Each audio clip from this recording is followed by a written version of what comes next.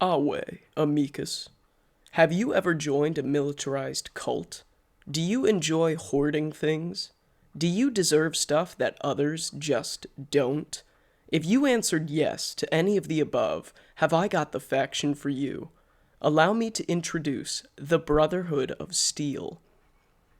This faction was formed directly following nuclear Armageddon in 2077. What began as a band of U.S. military soldiers and their families would grow into one of the most powerful organizations in the wasteland. This faction has survived super mutant warlords, power-armored shadow governments, and even a war with the New California Republic. Through 200 years, they have maintained their integrity and philosophy, until they were sold to a treacherous fiend called Bethesda. Let's take a look at how Fallout 4 adapts this well-written, pre-existing faction into their story for the Commonwealth. Before we begin dissecting quests, I'll give you a brief history lesson of their origin and central goal. This will give plenty of context for the lore breaks I will mention as we go. The Brotherhood of Steel was founded by Roger Maxson soon after the bombs fell. Many military personnel and their families were the original members of this faction. The families would travel through the wastes from the Mariposa military base to the Lost Hills bunker, and begin a new way of life post-apocalypse. Roger Maxson crafted tenets and ranks. These gave the members a feeling of belonging, a tangible goal, and a path for future generations to follow. The preservation, cataloging, and study of ancient technology soon became a pseudo-religion for this group. Through generations, they would uphold these tenets and begin interacting with outside groups. It is important to note the nature of this organization. Since it has been bastardized in recent years, I'll be blunt. The Brotherhood of Steel is a group of xenophobic, technocrat hoarders. They don't like anyone who isn't them, and if you have advanced tech, they want it. If you don't give it up, there is a good chance they'll kill you. This isn't to say they are a malicious group of bandits. They have reasons for what they do. The founder of this organization mutinied against the U.S. government when he discovered horrifying experiments were being operated on prisoners of war. Directly after this, humanity almost went extinct because of people with dangerous technology. Roger Maxson understood that powerful tech should only be in the hands of those who understand it and its dangerous capabilities. This is why the Brotherhood will take tech by any means necessary, to preserve what's left of humanity and save them from themselves. In doing so, they ensure their own survival, and with it, the legacy and history of the old world. Our main goal is to survive. The scribes copy old plans for weapons or design new ones, and the knights make guns from them. Most guns come from us. Let's briefly look at the size and scope of this faction in chronological order, from Fallout 1 to 4. In Fallout 1, the Brotherhood is a small yet powerful organization. They operate out of one location, the Lost Hills bunker. In Fallout 2, they are a shadow organization with only 3 members in the game. Each member guards a small bunker in a popular city. In Fallout 3, they are somehow a mobile army of Power Rangers on the other side of the continent, which doesn't make much sense since they were actively engaged in a war with the NCR at the time. In Fallout New Vegas, after they lost that war, they were once again a small shadow organization. We find them hiding out in the Hidden Valley bunker after their defeat at Helios 1. Now that we have a basic understanding of their origins and goals, let's take a look at how Fallout 4 adapted this faction. I wonder if they'll be a small yet powerful unit like Black Isle Studios originally wrote them. Or will Bethesda continue their trend of writing the Brotherhood as a giant mobile army of Power Rangers? Fire support. Fallout 4 introduces the Brotherhood of Steel with the quest Fire Support.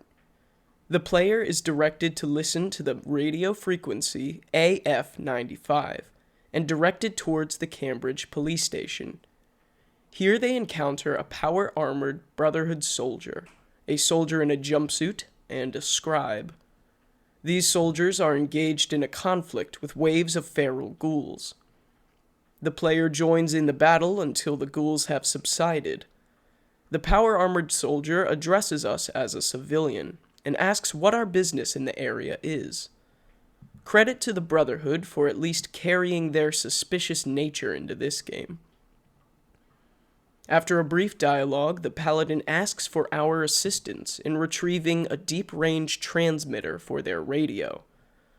We are informed they've been reaching out for backup, but their radio isn't powerful enough to reach their superiors. A solid entrance for the Brotherhood of Steel, though I do think it's much more likely that the Brotherhood would have sent you alone to retrieve the component. If you didn't return after a few days, they might go themselves to retrieve it. It's highly unlikely the Brotherhood would simply allow a stranger inside their outpost as well, or share the fact that they are desperate and can't call for help. However, I give them a pass due to their desperate situation. Paladin Dance will issue brief orders to his allies before we depart. I appreciate this bit of dialogue. It not only establishes Dance as a firm and respected leader, but in a few lines fleshes out the attitude of the Brotherhood. They are direct and speak in a military fashion. They have a chain of command and unique occupations within this faction. This is shown by Dance ordering the scribe to patch up the infantry soldier, and the infantry soldier to clear the perimeter once he has recovered. Once the player has restocked inside the Cambridge police station, we make our way to ArcJet Systems. Call to arms. We follow Paladin Dance down a road with carefully laid out packs of enemies. Once inside the dungeon itself, Dance will make smart and accurate observations.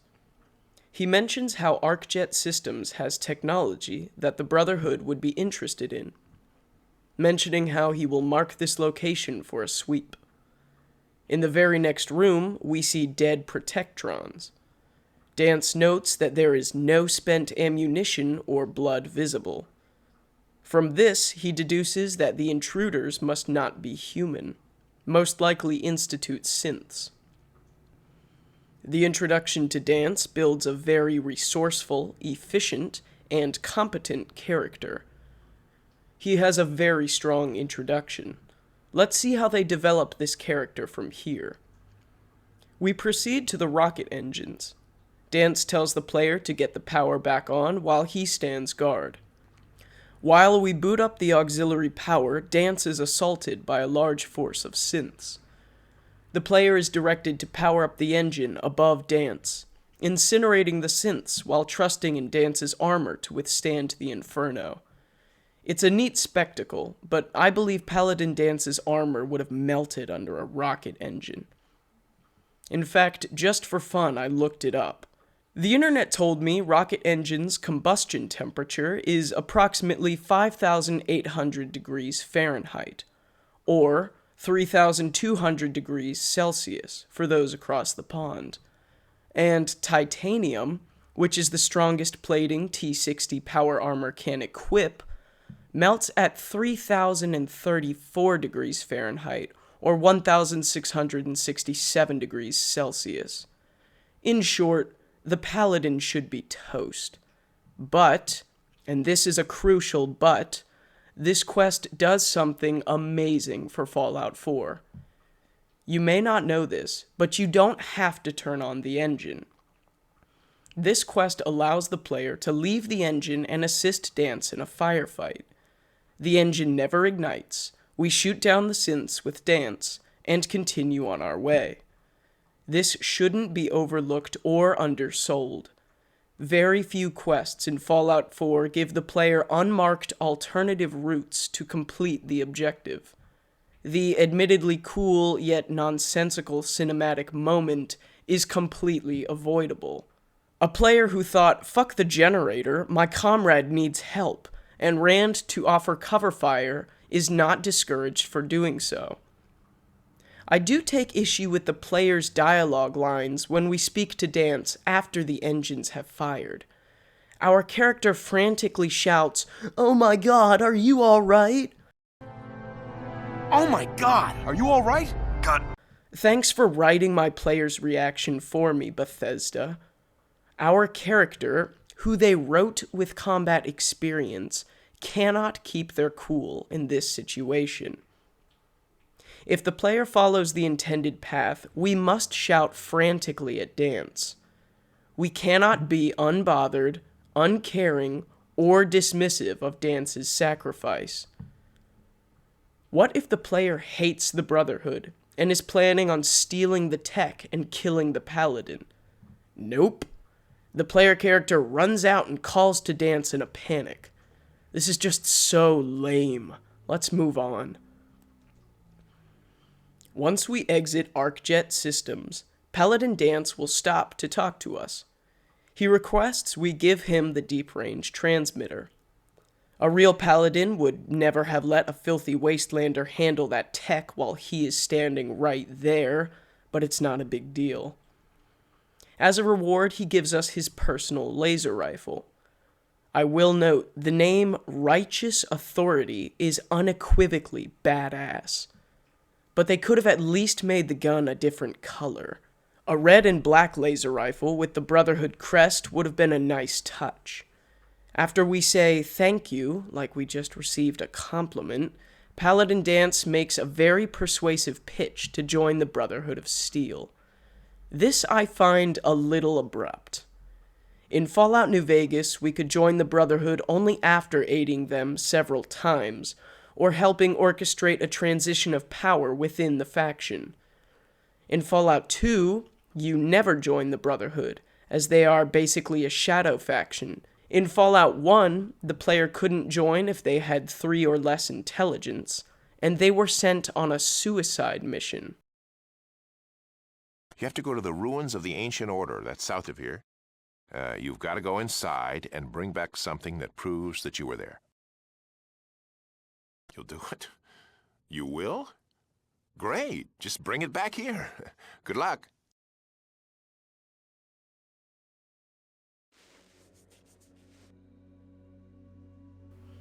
Just to clarify, not a difficult mission.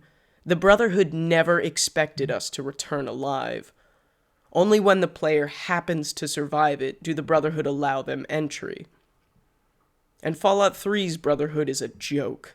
If you just follow the main quest, you'll be inducted along the way, with no requirements. Lion's Brotherhood for the loss, once again. But Fallout 4 is Bethesda's second try, so let's give them a chance. Dance's offer, following the legion of synths we just killed, isn't completely out of place. It's not too dissimilar from Fallout 1's standard. Again, the desperation of this unit in particular gives them a pass. However, I'm growing more suspicious that these quests are just as poorly written as the rest, but the plight of this unit is masking that fact. Regardless, we accept and follow Dance. Semper Invicta. The player returns to the Cambridge police station. Once there, Dance inducts us into the Brotherhood of Steel as an initiate. The two Brotherhood members will have opposite reactions. Halen is happy, Reese is not. Dance tells us that we will need to follow the rules and tenets of the Brotherhood, even though he doesn't tell us what those are, and follow orders when given. We have the option to tell him we have a military background. I have several issues with this. First is our player using their shitty pre-written character's background.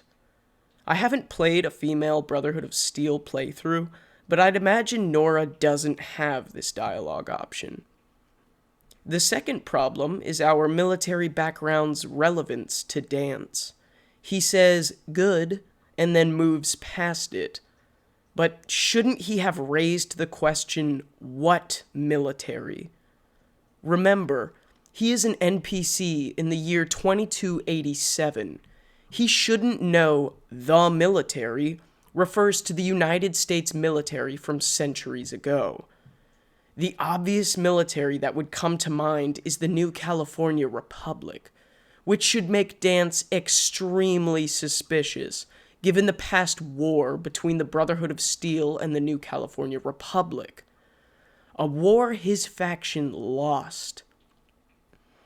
Or he should think of the Enclave, which the Brotherhood fought in 2 previous games.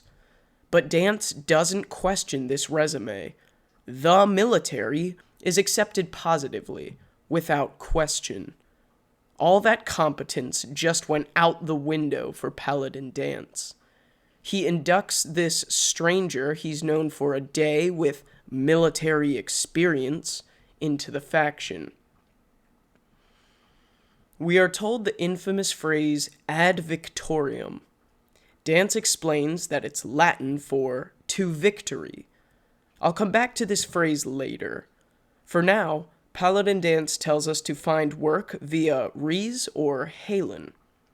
Halen gives us endless radiant fetch quests. Rees gives us endless radiant kill quests. Once we have completed one of each, we are directed to speak with Dance again, and he gives us our next mission. I have criticized Radiant quests quite thoroughly in my previous videos, and so I will just call these lame and leave it at that. It's not hard to write creative and interesting quests, but it does take time and effort. The Lost Patrol. Paladin Dance sends us out to find a patrol that has been missing for 3 years. This quest is very mundane, with the player being given the same objective 3 times. We arrive at a location marked on our map and find a deceased Brotherhood member. None have decayed, mind you, so the trend of General McGannon continues. We search the body, taking holotags and a holotape. After playing the holotape, we are directed to the next location. We turn on the radio and follow the absurdly spaced out percentage updates. I found this quest very boring until the end. The final holotape directs us to a bunker where we find a Brotherhood paladin who has survived alone in the years following his unit's destruction. Paladin Brandis is old and senile, though his companions looked fresh as ever. We can approach him in a few ways. Lying about the fate of his comrades will make him hostile.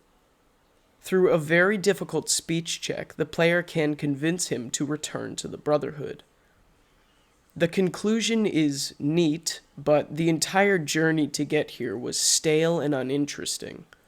Once we return to Paladin Dance, we are congratulated on our success.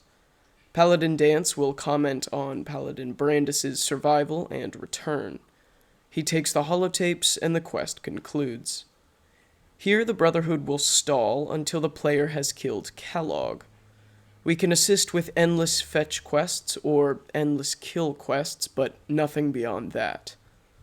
Before we continue, I have an alternative to the quest Lost Patrol. Since 3 years have passed since the squad was lost, those bodies would likely have been looted. Instead of the same 3 proximity sections, the player could have gotten the tapes from travelers or merchants.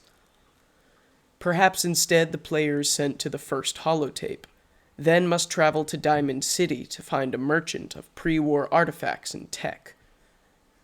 They bought the tape from a scavenger and sold it to someone else. We have the option of persuading, intimidating, bribing, or even outright killing these NPCs along the way. This could cause different remarks to be made about the Brotherhood of Steel by civilians in cities and towns. This quest could be a way for the player to exercise the player they wrote. Fiercely loyal to the Brotherhood, even willing to kill civilians for tech. Or maybe the player is a paragon of virtue and will pay outright or run a quest to get the tape. I think almost anything would have been an improvement to playing the silent game of hot and cold. Or is it really that engaging to have our Pip-Boy displaying percentages for warmer and colder in 3 enemy camps? All things being considered, this isn't a bad intro for the faction.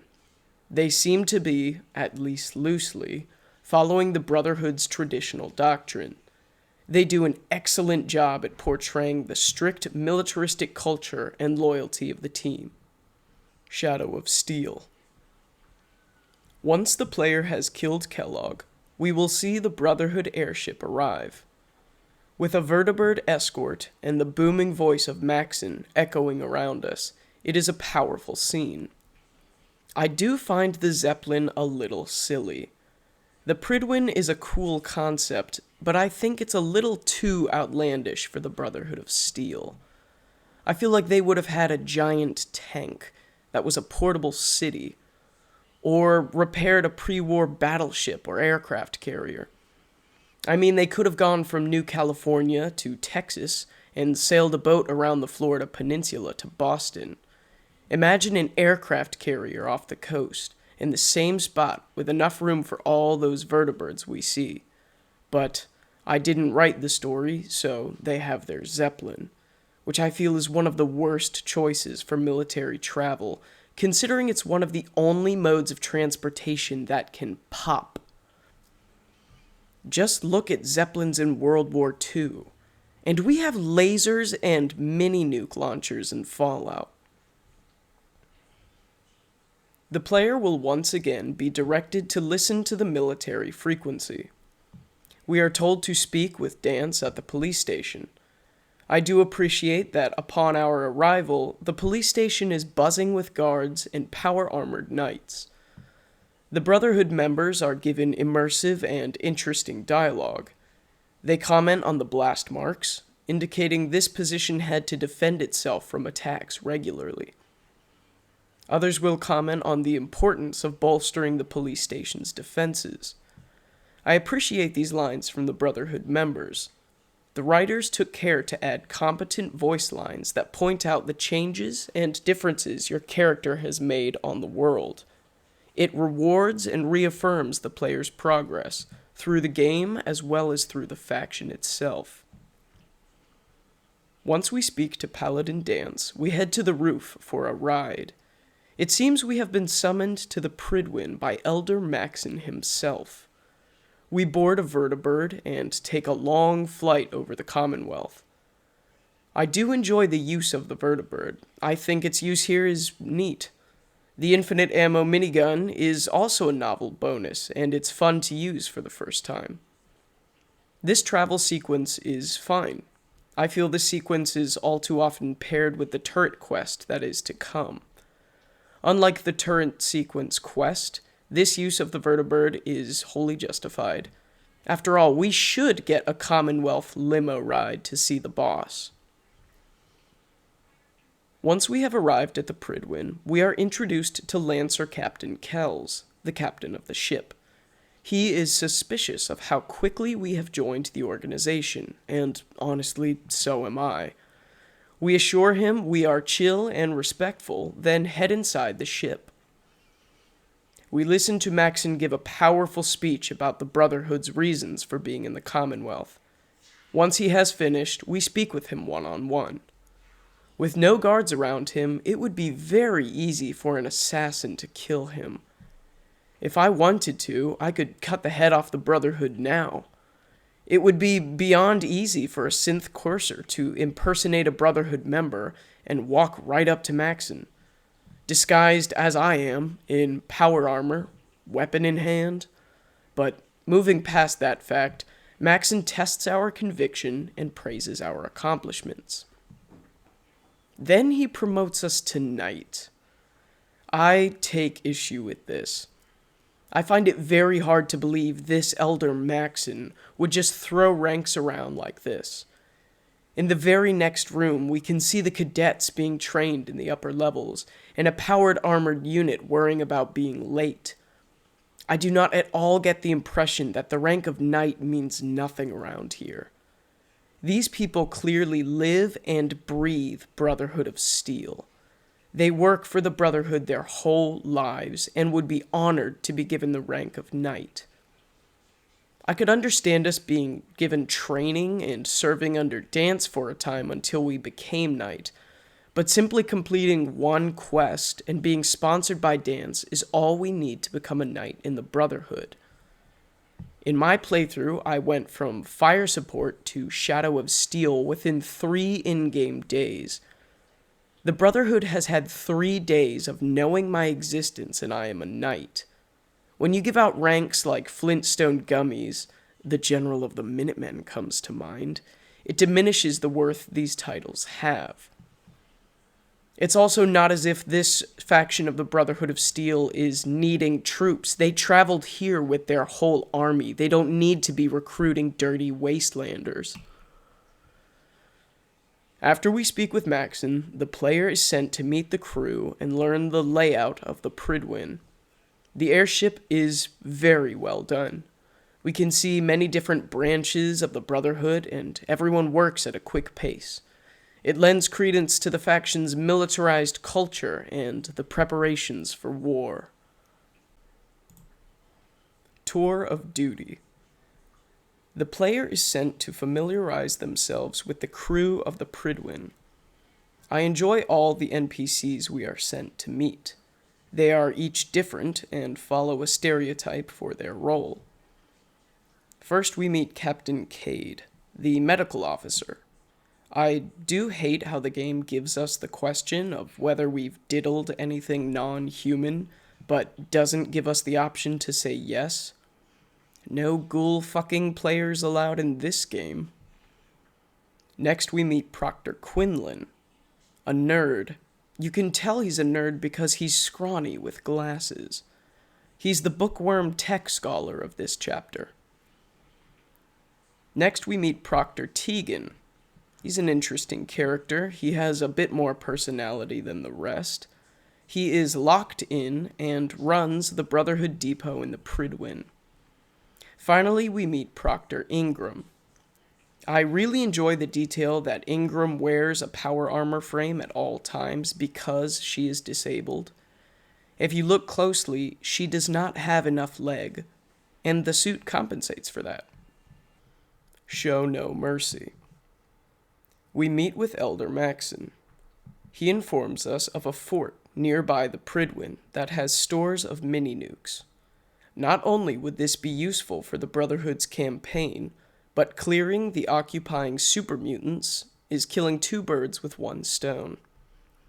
Maxon tells us to use the vertibird to bring the attack to them. I'll note a bug I had while playing this quest. I played this quest twice in my current playthrough, as I often do, to try different things. During both, I would finish talking to Dance and be unable to board the vertibird. After reloading the most recent save, I could then board the aircraft. I looked it up, and apparently it's a very common bug. Bethesda, you know? Nothing like Maxon telling us to hurry our ass up while we jump and click inches from the gunship. You might assume that boarding the gunship means taking a trip on a vertibird, and then getting off with a dispatch of troopers. Instead, the player is locked into a vertibird and taken on a roller coaster turret segment. Because fuck what you want to do, Bethesda prepared a cool cinematic for you. Just hold R2 the whole time and you're set. This quest is widely criticized for using stale first-person shooter quests in Fallout. It should go without saying, but this kind of quest does not belong in Fallout. If the vertibird circled overhead and offered cover fire, that would be fine. If the player had the option to stay in the vertibird and use the minigun, that is also fine. But in my playthrough, I tried to leave the vertibird, and I couldn't.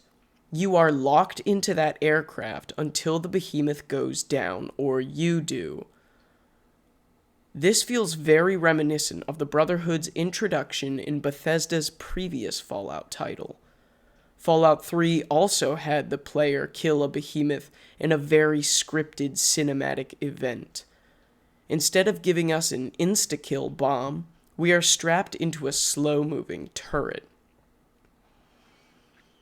In my current playthrough, I waited it out, and sure enough, we cannot leave the vertibird even as it is spiraling into the water. Fucking ridiculous, Bethesda. It's a very good sign for an RPG to not give you any player freedom. After this, we clear Fort Strong. It's just a generic super mutant fort. Aside from the mandatory turret ride, it's the exact same kill quest as any other. Afterwards, Paladin Danse will try to speak to us via hate bonding over super mutants. That's nice. We return to the Pridwin to speak with Elder Maxon. Maxon congratulates us and tells us the true intentions of the Brotherhood's campaign to the Commonwealth. They are here for the Institute. Oh, hot damn, who would have guessed that reveal? Edge of my seat over here. But then he says something very strange. He says they are here because of energy readings. Energy readings that could only be made by the Institute. And so they came here to stop them and destroy the synths. What? Wouldn't the synthetic people be the first reason? Why would the energy levels have brought them here? As soon as a team entered the Commonwealth, I know of one that was there 3 years ago, I went and found them, they should have reported the synths. Everyone everywhere talks about them. It's common knowledge. It's just weird writing. We came for the energy readings that could only mean the Institute. What did they know of the Institute that could determine those readings meant the Institute specifically? I assume they would have known nothing about the Institute prior, and if they did, they would have been here already, right? The reasoning isn't wrong, it's just we are here because the Institute, but with extra steps. Moving on, Maxon tells us to be the eyes and ears of the Brotherhood on the ground. He says we already had a vested interest in finding the Institute when we arrived, and he wants us to continue this pursuit. That's funny, because my character never spoke to the Brotherhood about finding the Institute. We fought some synths and killed Kellogg. That's it. I doubt the Brotherhood would even know about us killing Kellogg, and I specifically chose all the dialogue options that excluded the stupid search for my bastard. More weird writing. Maxon essentially acknowledges we are the main character, not for the last time, mind you, and tells us to do more main story quests. This is where the Brotherhood stalls, until the quest, the molecular level. From within. Once the player has completed the molecular level, they will be able to choose the Brotherhood option for building the teleporter. This has nothing unique for the Brotherhood. It is the same quest. We speak to the faction's de facto nerd, in this case Ingram, who sends us to get a few items around the world. Each one is at the end of a dungeon. Once we have retrieved these, we can build the teleporter. Maxon speaks to us and gives us a new mission. We are to locate Dr. Lee, the same Dr. Lee from Fallout 3. The reasons for this will become apparent soon. For now, we are given direct orders to contact her and recruit her back to the Brotherhood. We boot up the teleporter and enter the Institute. There are a lot of problems with this. The fact that the Brotherhood knows Dr. Lee is at the Institute shows they have inside knowledge of the Institute itself. And if that is the case, why were they recently brought here by energy readings and not by the prior knowledge of the Institute via Dr. Lee's joining. I actually looked this up, and the wiki says they followed her movements for some time and knew she joined the Institute. The next issue is that the Brotherhood sends us. It makes sense, right? Because we are the main character. But if we are working for the Brotherhood of Steel, this doesn't make any sense. We are about to go into the most high-tech facility in the Commonwealth, and most likely in the world. Remember, they use teleportation to get in and out on a daily basis. We are working for the Brotherhood as a newly recruited member, fast-tracked to the rank of Knight. The player has been in the faction for a week at most if you've been playing the main quests in a row. There is no way the real Brotherhood of Steel would send someone who joined last week. We are the first direct contact with the Institute from the Brotherhood of Steel, but the Brotherhood has been openly hostile with the Institute, so Maxon couldn't have expected any negotiations to occur. Then, did he send us in as a mole? Why us and not someone he trusts more? He wouldn't have known we would be given entry and immediate acceptance into the faction. He should have been expecting a violent confrontation. If the Institute really had eyes and ears everywhere, they would have seen we are a member of the Brotherhood of Steel and sworn to fight the Institute. It doesn't make sense for Maxon to send us, unless he has outside knowledge that we are the main character and Father, Sean, is our son. I'll note again that in my current playthrough, I have skipped every option to tell the Brotherhood we are looking for our kidnapped son. They wouldn't know this. The sad truth is, the only person who could have entered that teleporter and not been killed on sight by the Institute was us.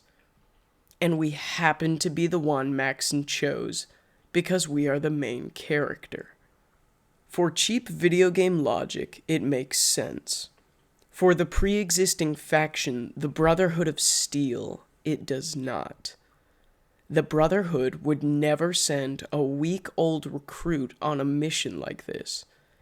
They would have sent a well-trusted veteran to scan as much data from the Institute computers, find a way to contact Dr. Lee, and return without being noticed.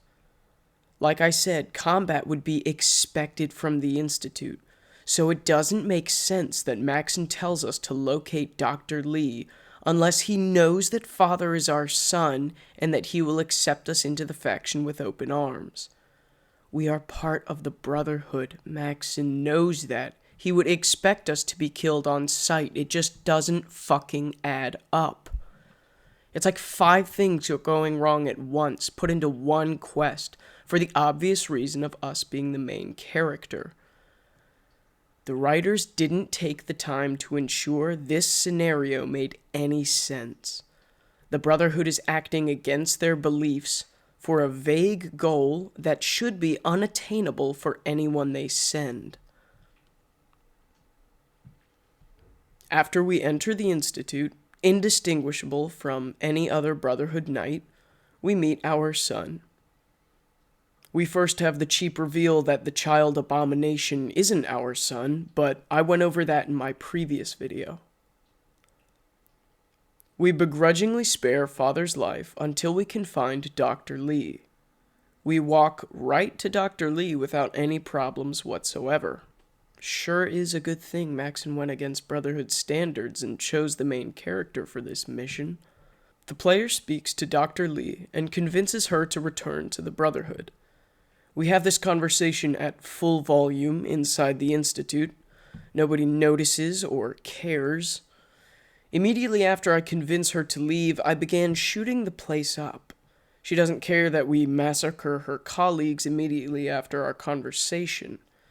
She will return to the Pridwin regardless. I will note that she seems to fully understand the Institute's need for secrecy.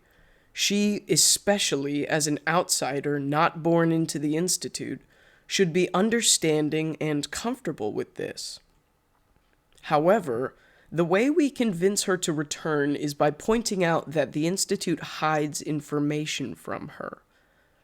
So, come join the Brotherhood, who will interrogate you and most definitely withhold information from you.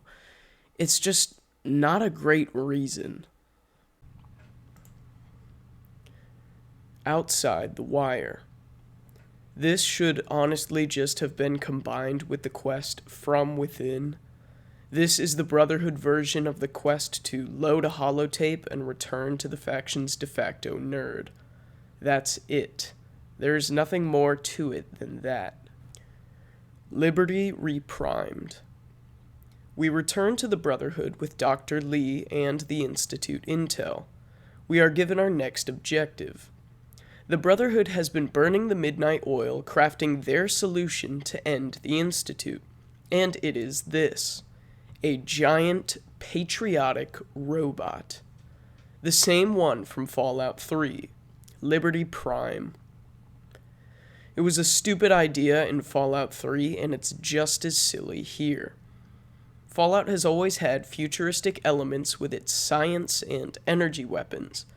Power armor is very close to a science fiction supersuit. However, they were able to use these elements while still maintaining a very grounded environment. Power armor and laser rifles were integrated into the world, but they were subtle and easily meshed with the fallen buildings, burnt-out cars, and bleak survivalist nature of the post-apocalypse.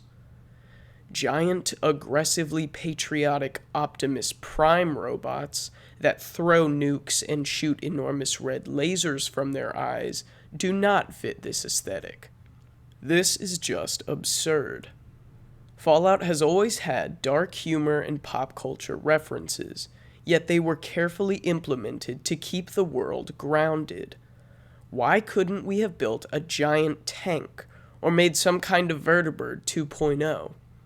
If we were only going to use it to travel to CIT, it didn't have to be the same stupid robot from the last game. I'll come back to this more later.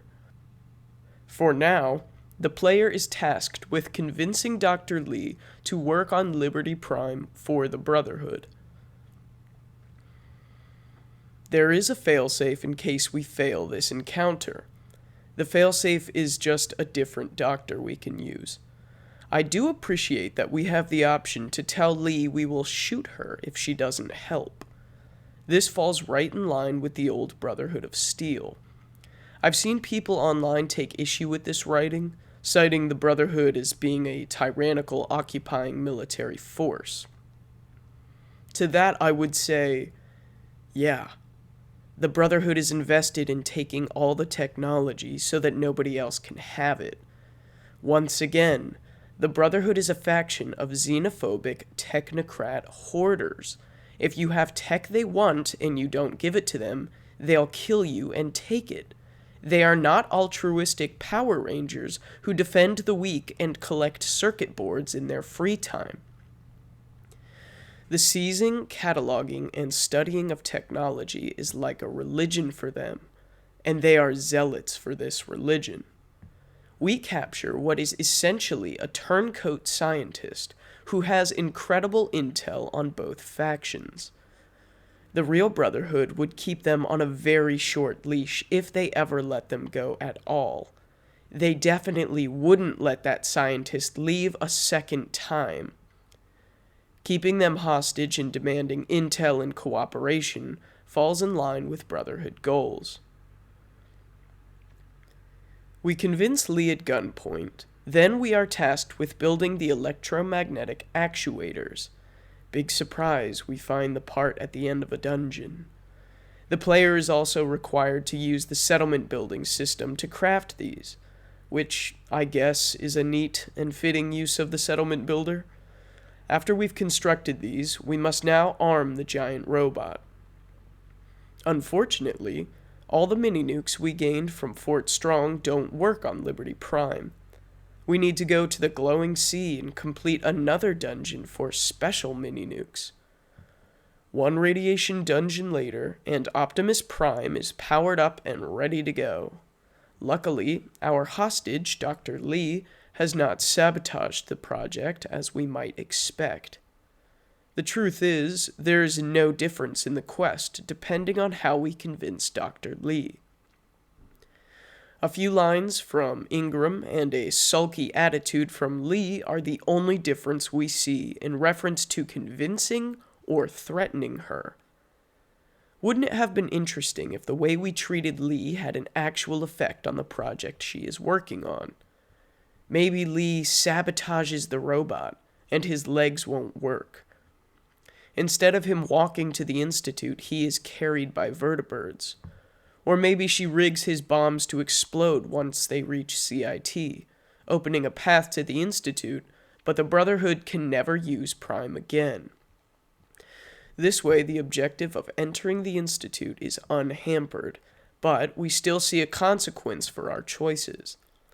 I think it would only have added to the story to have threatening the help result in some sort of sabotage. They could have gone a step further and really shown the player consequences for their dialogue choice. Maybe if the player threatened Lee, she would sabotage Prime and then take her own life before the Brotherhood can stop her.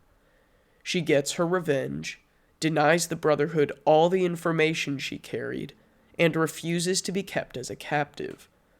I think this would have been quite a send-off for a character like Dr. Lee. I'm sure it would give plenty of players reason to question if they had made the right choice. Maybe they'd even consider reloading a save to keep her alive.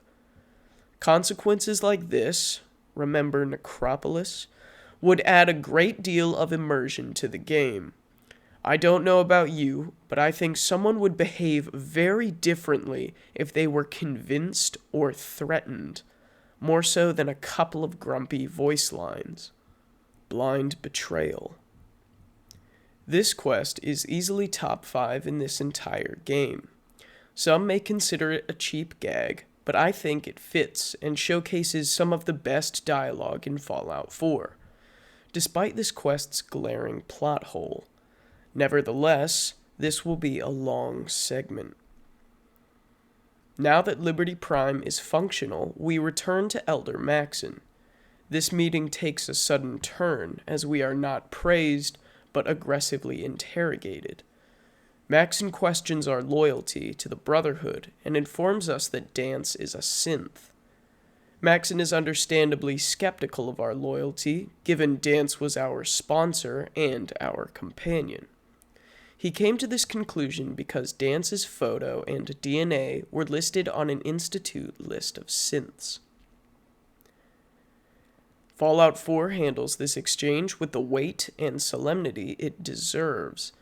The player is ordered to track Dance down and execute him. This makes the threat of the synth replacements clear and present, and it creates a harsh test of your loyalty to the faction. Before I continue, I must unfortunately mention the dialogue system. For most of the Brotherhood's questline, the dialogue system hasn't interfered too much. This is because generally we have 2 options for yes, 1 for no, and 1 to ask more information on the given topic. This doesn't leave much room for nuance or finesse in our answers. This quest deals with a highly contentious debate regarding the personhood of a living consciousness. When Maxon gives us the order to kill Dance, I chose the dialogue option, "He deserves a chance." I assumed my player would say we should at least give Dance a chance to explain or prove he is not a synth before we blindly kill him. But I forgot this game's dialogue is an abortion of player choice, and you say the opposite of whatever you select, because my character instead said, "I won't do it. He deserves a chance to explain himself." Thanks, Bethesda, for throwing in a little defiant "I won't" before the words "I selected." This isn't what I wanted to express to the leader of the faction. It went from tempering Maxon's zeal for killing synths to outright insubordination. This dialogue was written by brainlets. Let me reload a save because they decided to make the most level-headed response a bitchy whine I wasn't informed I would make. After we speak to Maxon, we are sent to confirm with Proctor Quinlan. He explains how the information came about and assures us it is accurate. Scribe Halen will enter and have an outburst. Quinlan reprimands her for her insolent behavior to a higher-ranked member. I've got to give credit where it's due. For maybe the first time in a Bethesda title, someone is reprimanded for disrespecting the player character. We are the rank of knight, while Halen is a scribe. Despite the exchange being emotionally charged, the writers remembered the strict military hierarchy of this faction. For players like me, who are looking for immersive details in each conversation, this was a well-appreciated line of dialogue from Proctor Quinlan. Halen will tell us some obvious bullshit and walk us down to the bowels of the Prydwen to have a private conversation. She begs for Dance's life while also telling the player exactly where he is. Weird choice to give us his location if you really don't want him to die, but okay, Halen. The shortest route for this quest is executing Dance. His dialogue beforehand is compelling and well written. He tells us to follow through with our orders, that as a synth, he deserves this fate. He explains that the integrity of the Brotherhood outweighs his life.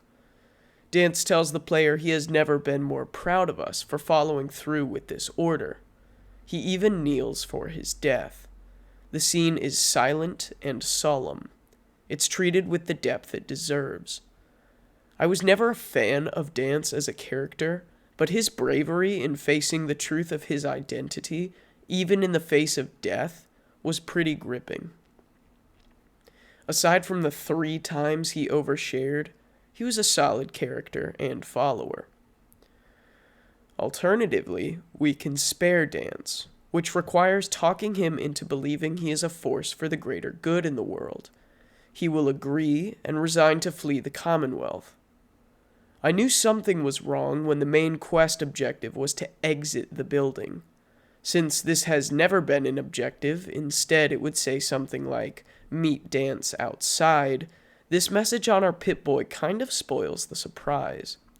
They assume we weren't going to follow the guy we chose to spare? Had to make it an objective?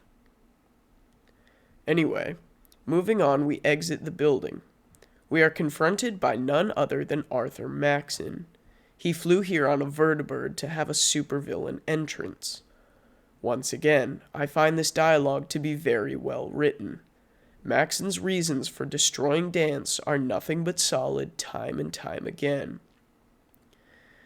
During this entire back and forth, Maxon destroys the libtard sole survivor with facts and logic. In all seriousness, this quest is a combination of the best and the worst. The dialogue system functions horribly here, but much of the dialogue itself is still very well written. Most of Maxon's responses show an unexpected level of thought and depth.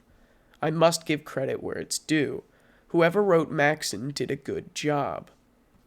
However, when making complex moral arguments about the worth of a consciousness and how it compares to a human life, it might be a good idea to have more than fucking 2-word prompts.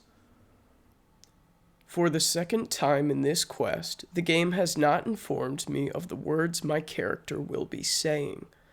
During the argument for Dance's life, Elder Maxon will say this. You're a single bomb in an arsenal of thousands, preparing to lay waste to what's left of mankind. I chose the option, same beliefs.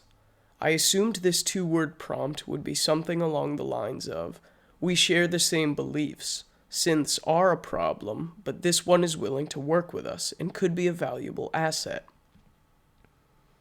I assumed same beliefs would be trying to build a bridge between Maxon's view and our own. But instead my character threw some words in front of the prompt that I was uninformed of. my character says this. Dance shares the same beliefs as the Brotherhood. Don't be so naive. Why would I say that? Dance shares the same beliefs as the Brotherhood? The sentiment is close to what I expected, but spoken like a fucking child. It's the most blunt and unappealing way we could have said it.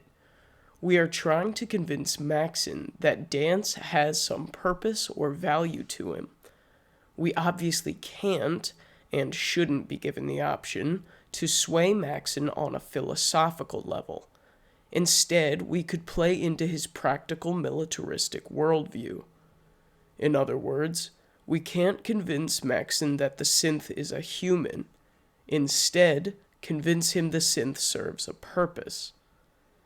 Saying dance shares the same beliefs as the Brotherhood is appealing to Maxon by expressing the synth's emotions.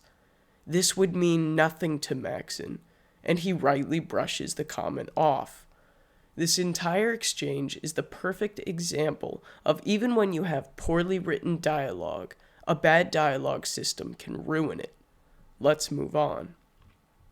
The glaring flaw within this quest is how we are not given the option to question if dance is even a synth.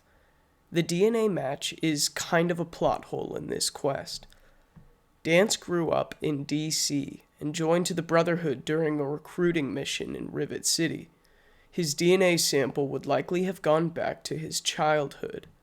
He couldn't have been a synth then, they can't grow, and we know the Institute hasn't made child synths until Fake Sean. So has his DNA on file changed recently to match the Institute DNA? He's only been in the Commonwealth for about 10 months. His squad entered the Commonwealth in January of 2287. The sole survivor left the vault in October of 2287. Within that 10-month time period, he would most likely have been replaced with a synth, which begs the question of how the DNA matches. The DNA of the synths is Sean's DNA, if I'm not mistaken. So how does any of this make sense? Did the Institute somehow swab Dance and start a whole new batch of synths with his DNA? Is that even possible for them? Or did the Institute hack the Brotherhood's network and change Dance's DNA file to match theirs? In which case, he would have the same DNA as any synth.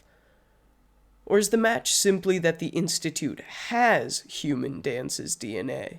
If so, I'll point out that acquiring someone's DNA doesn't prove they are a synth. I know once we kill him, we find a synth component, but we didn't have to. They didn't have to make Dance a synth. Neither did they have to make us kill him without determining whether he is actually a synth. The most natural reaction to this situation is to question the DNA sample. But nobody except Halen does this, and she doesn't even make one good point after that. She doesn't even call it into question for a pragmatic reason. She's just upset that Dance will be executed. Why does not one person in this faction question whether the DNA on file matches the physical Dance standing before us? There could be a synth on its way to kill our Dance.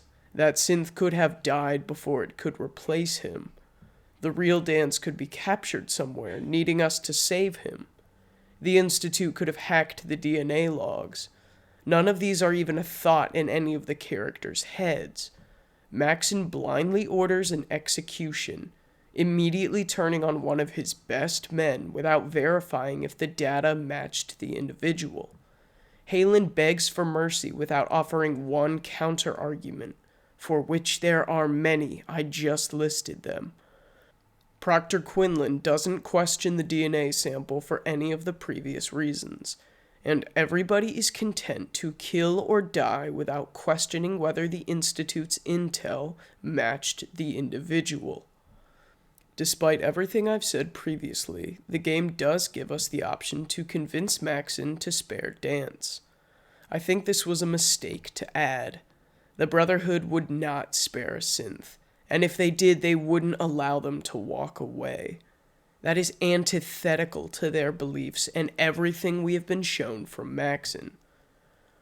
I am a big proponent of speech checks and dialogue options, but not when you convince a military leader to reverse their beliefs and make an exception.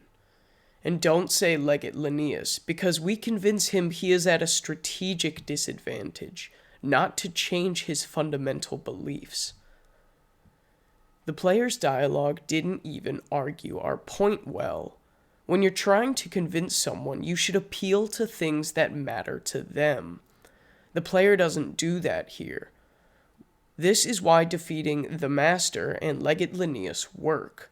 In better Fallout games, you make valid and relevant arguments that appeal to the bad guy's interests.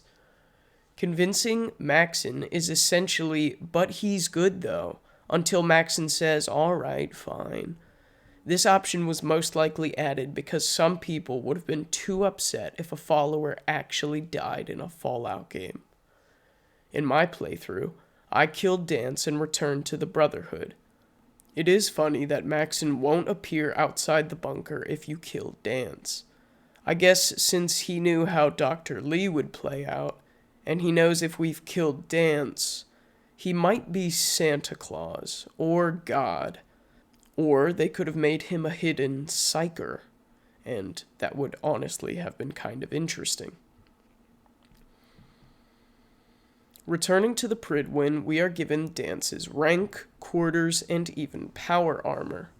They really drive home the point, but I feel no remorse for Dance, and we sell that power armor quickly. Elder Maxon will then send us to Lancer Captain Kells. Now, I know we've spent a while on this already, but I have an alternative.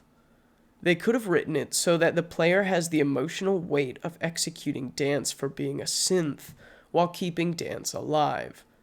We could have gone through with the execution of Synth Dance. Maxon should kill us for treason otherwise. After this, the player could, through their own initiative, contact Dr. Amari. Maybe with the help of Valentine, you could decipher information from the synth component, detailing the memories of the synth, and revealing Dance's location. You could say that the Institute created a doppelganger and waited to replace him when he was left alone in Sentinel's sight. This way, we've spent all of our time with the real Dance. From the synth's memory, we could see the Institute had him captured, even being tortured for information if they really want to pull at the heartstrings. Or, he escaped the assassination and ran back through the glowing sea. Maybe he's a ghoul now and hideously burned. No, let's not get carried away. We could then recover Dance during the raid on the Institute. This solution gives those players that cannot lose a follower a way out. It preserves the moral fidelity and sanity of Elder Maxon, and it gives the Brotherhood's ending something unique. Now we can move on. Tactical thinking. From the brig, we receive orders to eliminate the railroad. In my current playthrough, I had done that already, yet I received no option to say as much. Once again, I must ask Bethesda, what the fuck? In any of the previous Fallout games, even Fallout 3, you would have been given the option to tell the faction you've already done this. In better Fallout games, if you completed quest objectives beforehand, you would be praised for your initiative and hard work. In Fallout 4, you have to run to the objective and return anyway. Bethesda writing and quest design, folks. It just works. When we attack anyway, there are many generic railroad soldiers there with no leadership. What happened to the kill the leaders and the rest will scatter? That was bad intel, Captain. Probably fucking Quinlan again. This is just another case of silly Bethesda writing. After the railroad has been cleared, and we optionally take Pam, we return to Captain Kells. I appreciate the game forcing us to take out the opposing faction choices as we approach the finale. The treatment of the railroad is very much in line with Brotherhood ideals. The railroad has advanced tech and opposing goals. The easiest way to eliminate possible resistance and harvest that technology is to kill the faction. People online will once again call the Brotherhood authoritarian bullies for this, to which I say, yup, that's the real deal Brotherhood of Steel. True to, Ad Victoriam. Moving on. Spoils of War. Proctor Ingram sends the player on yet another fetch quest, because we aren't tired of those. This time, we will be retrieving a beryllium agitator from the mass fusion building. This is just another dungeon. Except the twist is you start at the top of the building and make your way down. The player can enjoy unique gameplay like fighting waves of synths and looking for key cards. This quest offers no choice and nothing interesting. This quest is, however, the point at which the game will make you finalize your faction choice. If you have been playing the Institute and Brotherhood until this point, here you would have to pick a final side. I opened fire on the Institute after I found Dr. Lee, so I received no such warning messages. Ad Victoriam. Before we move on, let's discuss the Brotherhood's new catchphrase, the namesake of this quest, Ad Victoriam. I think it's fine. It's definitely overused and it gets annoying pretty quick, but there's nothing wrong with it. I do hate seeing people online use it in reference to the Brotherhood in other games, as if it's been in the Brotherhood's catchphrase all along. Like, just destroyed the Enclave, Ad Victoriam. The focus on the words to victory does show the Brotherhood's pivot to being a mobile army. Back to Fallout 4. Once the player returns to Proctor Ingram, she informs us Optimus Prime is good to go. She allows us the honor of putting in his batteries and pressing the big red button. After doing everything else for the faction, they better let us press the button. Optimus Prime boots up and is totally badass. Wow. A giant robot with mini nukes exposed on his back and X-Men laser eyes. So cool, yes. This is what Fallout is about. Fucking retarded spectacles and 15-minute escort mission cutscenes. Jesus, yes, please more, Bethesda. Give me an asinine cinematic stroll through as many enemy squads and bases as we can fit in a line. Throw in some behemoths so we can watch Prime huck them into the pavement. This sequence is so fucking lame. I despise it. Style over substance just doesn't cover how abysmal this is. The player has been preparing this robot for the final act of this game. The two questions I must ask are why and for what? Why did we need to build this robot?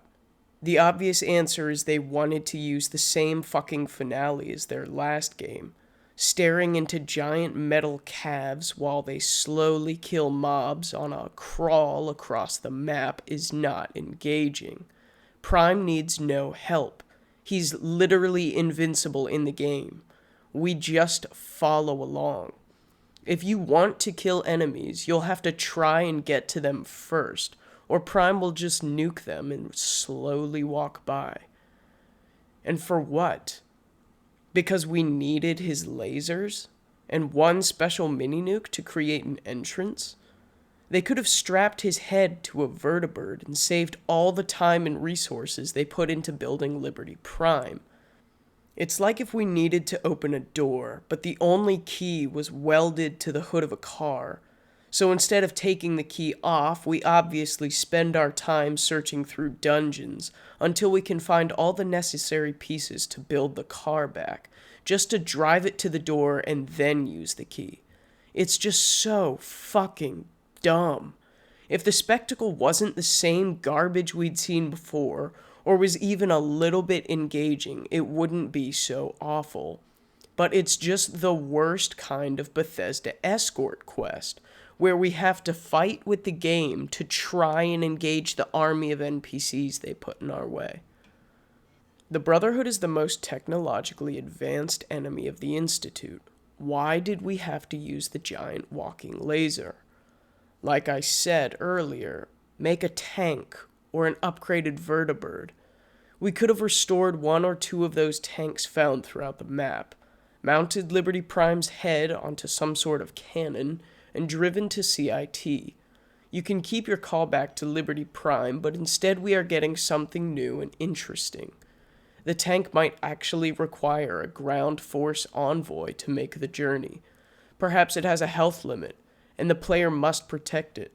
If it drops below 10% health, the laser cannon cannot fire.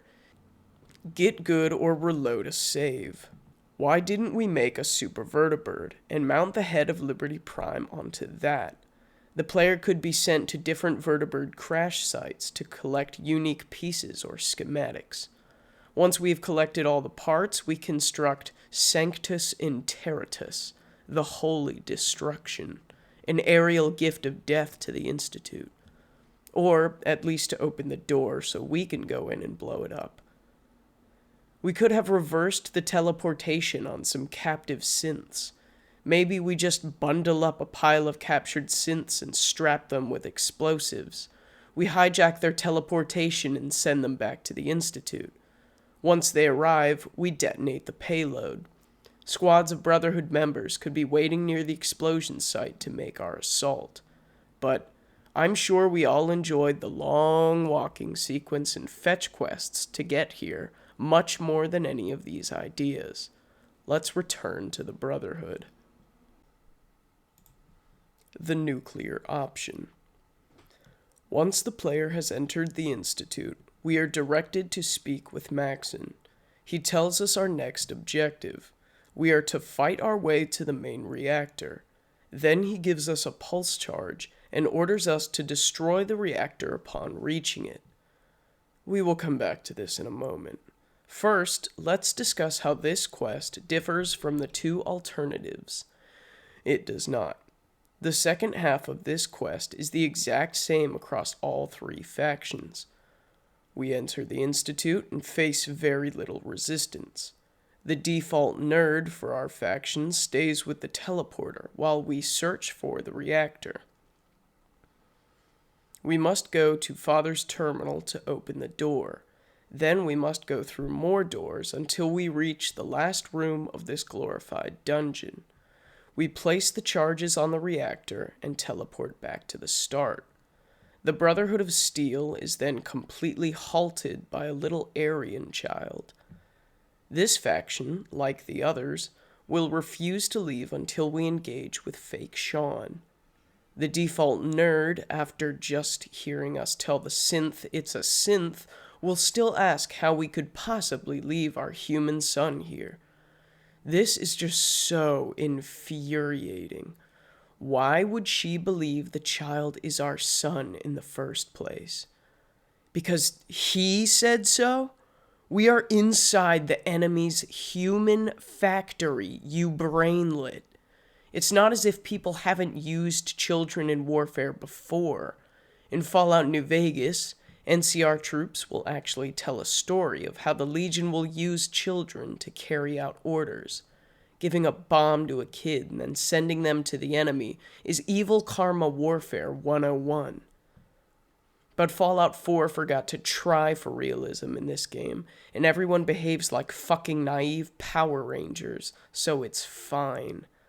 Especially after I ensured my character did not once mention they were looking for their son, or that we even had one. Ingram doesn't know we had a son. Why would she trust this fucking kid? Moving on, we tell this abomination to go fuck itself, and we teleport out. As with the other factions, all members will speak as if we are in some sort of rush, as if the ceiling is falling down on us at any second, when this clearly isn't the case. We have destroyed all the hostiles in the area. Once again, the player is victorious over the Institute, but the faction demands we evacuate and destroy the base. Just like all those times throughout history where they blew up the enemy castle once they had killed all the soldiers and captured anyone who could pose a threat, Like they used to do that, yeah? Why would the Brotherhood capture and hold the most advanced scientific fortress in the world? That's not the kind of thing the technocrat hoarding xenophobe faction would ever do. Why take, catalog, study, or use any of that advanced tech when you can just capture the base and then blow it up? The writing of this game is so fucking abysmal with this faction. Out of the 3 good factions, the Brotherhood of Steel is the only one whose culture, creed, and identity is built on hoarding technology for the sake of humanity. Blowing up the Institute is the antithesis of the Brotherhood of Steel.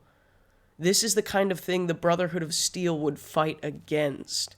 If another faction was trying to blow up the Institute, it should be the Brotherhood of Steel who fights them in order to preserve the technology.